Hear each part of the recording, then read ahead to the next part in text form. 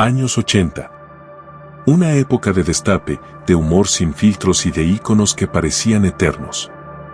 Y entre ellos, un rostro que se convirtió en un emblema del humor y la belleza, Judith Gavani. Aunque el imaginario popular la asocia directamente al universo Olmedo, su historia es mucho más compleja.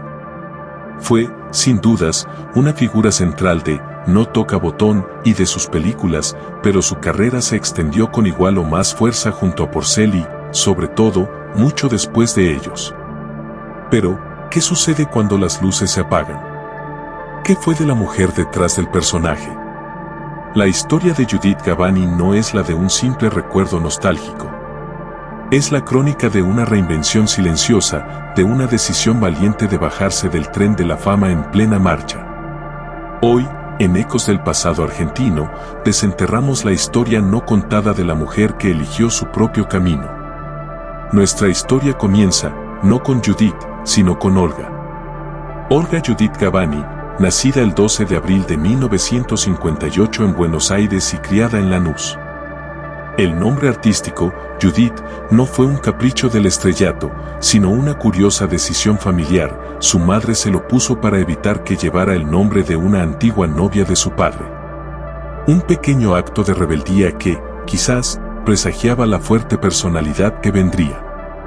A los 17 años, su belleza imponente la llevó al mundo del modelaje. Su rostro se multiplicó en gráficas y su presencia llenó las pausas comerciales de la televisión. Era el paso previo, el trampolín perfecto hacia un destino que parecía inevitable, la actuación. Y el llamado llegó. A principios de los 80, se integró al universo de los grandes capocómicos. Por su cercanía con ellos, el imaginario popular siempre especuló sobre algo más. Pero la propia Judith ha sido categórica a lo largo de los años. Su relación con Olmedo y Porcel fue siempre profesional y de respeto. Insiste en que, fuera de cámara, Olmedo era un hombre tímido y que con ella ambos fueron siempre unos caballeros. Judith Gavani no era solo una actriz de comedia, era parte del paisaje cultural de toda una década. Estaba en la cima. Pero la década terminó, y con ella, una era del espectáculo argentino. Para muchas figuras, ese final fue un abismo. Para Judith, fue una transición. Logró lo que pocas consiguen, demostrar que su carrera era mucho más grande que la etiqueta de chica de Olmedo y Porcel. Su papel en la exitosa comedia, La familia Benvenuto, durante 5 años fue la prueba contundente.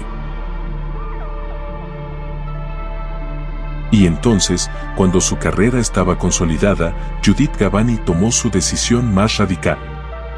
Se alejó, por voluntad propia, del centro de la escena mediática. Eligió el bajo perfil.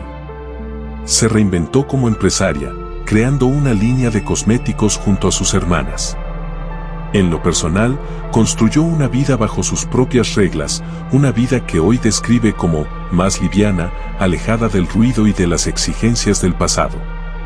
Y aunque se alejó de la televisión masiva, su verdadera pasión, el teatro, nunca la abandonó. La extensa lista de obras en su haber demuestra que las tablas son su refugio y su lugar de expresión. De hecho, en este mismo 2025, su nombre vuelve a brillar en las marquesinas de Mar del Plata. No como un regreso forzado, sino como la elección de un artista que pisa el escenario cuando quiere y porque quiere. La historia de Judith Gavani es un eco fascinante del pasado. Nos recuerda a una época irrepetible, pero también nos revela la trayectoria de una mujer que supo ser dueña de su propio guión.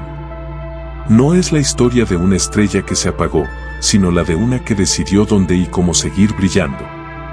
Una mujer que, detrás de una de las sonrisas más famosas de Argentina, guardaba el secreto de su propia libertad.